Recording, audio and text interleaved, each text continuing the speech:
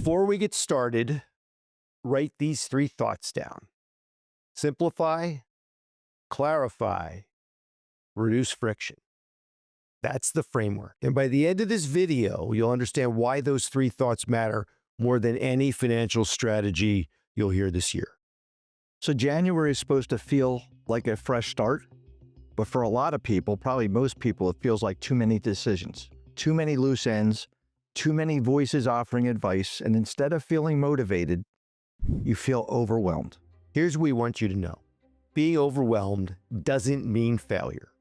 It just means that complexity has outpaced the clarity in your life, and that's not a flaw. It's really what you should really take that as a signal. And this video isn't about doing everything. It's about getting started and getting started in the right place. This video is for educational purposes only. Always consult professionals before making legal, tax, and investment decisions. The first step, get clear on what's actually bothering you. I think this is a powerful question for people to ask themselves. When I think about money and finances, what are the concerns, what needs, what feelings come to mind? Not, I'm stressed about money, that's too vague. What specifically is keeping you up at night? What specifically is bothering you? Here's what's interesting. When we take clients through our discovery process, the first thing they say is almost never the real answer. It's always 2 or 3 levels deeper.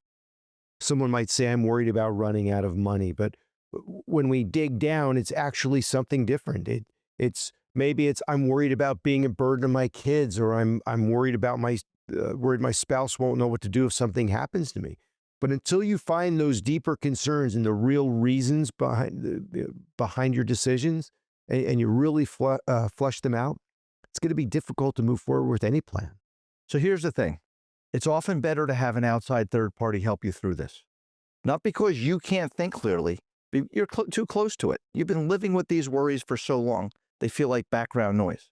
Sometimes it takes someone asking the right questions to really bring them into focus. You know, when you think about it, if I was walking out of the house to the golf course and my wife said, geez, I don't like your shirt and shorts combination, I would probably just keep going.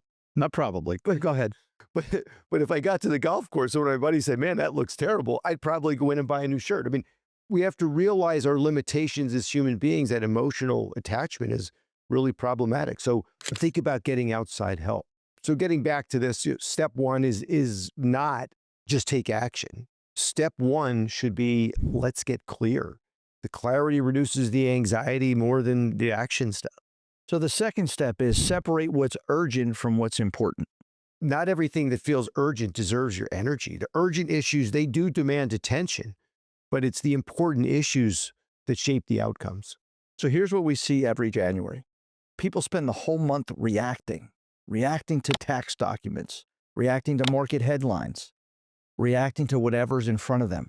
So the important stuff, the things that actually shape their future, keeps getting pushed to the next month. Good planning, it protects time for what's most important. Cash flow clarity, for example. Where's my money actually going to come from? Tax awareness. Again, not this year, but over my lifetime, and maybe even family considerations. The conversations that need to happen, but just keep getting postponed. So when you separate urgent from important, you create breathing room, and breathing room is where good decisions get made. And if this kind of thinking resonates, the stuff that actually moves the needle, hit subscribe. We put out new videos each and every week. The third step is simplify before you optimize. Your optimization, it sounds appealing, especially when you're overwhelmed. And you might say, well, maybe I just need a better strategy or a smarter investment or a more sophisticated approach. But here's the reality. When you're overwhelmed, complexity is usually the problem, not the solution. January is a good moment to ask, what no longer serves us and what's creating unnecessary friction? It's like cleaning out your basement. It's on my list of things to do.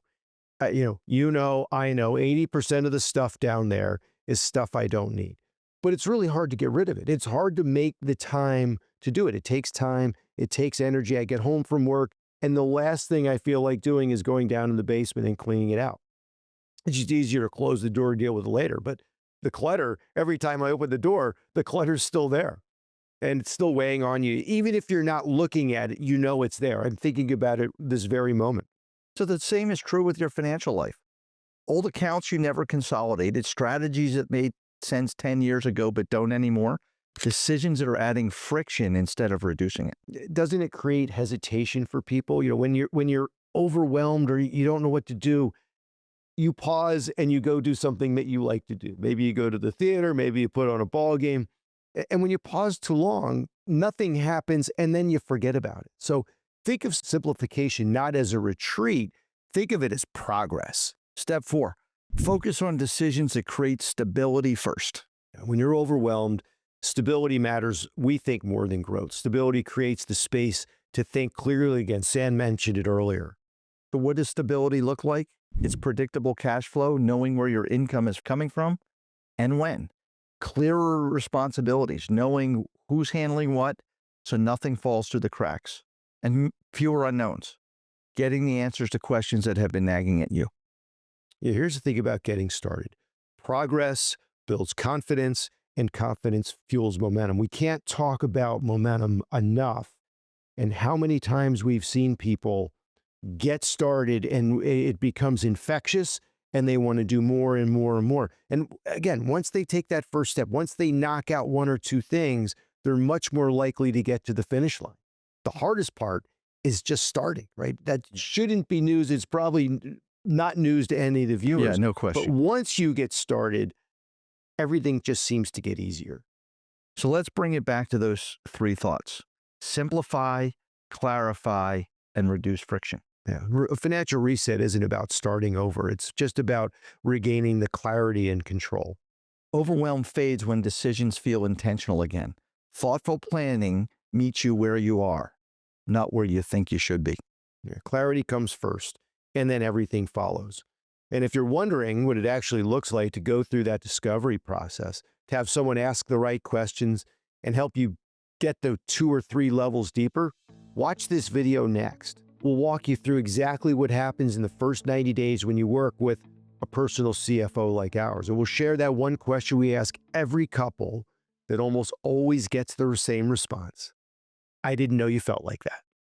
So if you'd rather just start a conversation to see if this approach even makes sense for you where you are right now, click the link below and schedule a call. No pressure, no pitch, just a chance to get clear on what's actually bothering you. Remember, investing is the easy part. It's finding clarity. That's where everything starts.